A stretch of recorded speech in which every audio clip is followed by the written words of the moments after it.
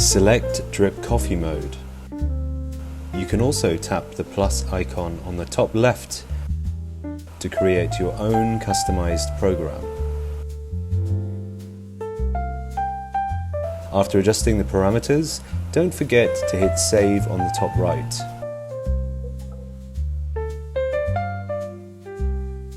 Back on the Drip Coffee screen, tap Start and the Seine X Espresso Machine will begin brewing according to your preset.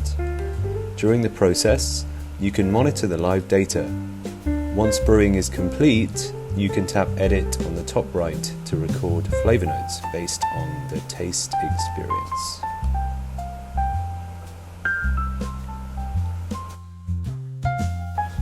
Now, let's move on to manual mode. In this mode, you can set the maximum pressure you want. Simply slide the progress bar at the bottom of the touchscreen to start extraction, and you'll see the real-time data displayed. When the ideal extraction time is reached, drag the bar back to off and wait for the process to finish.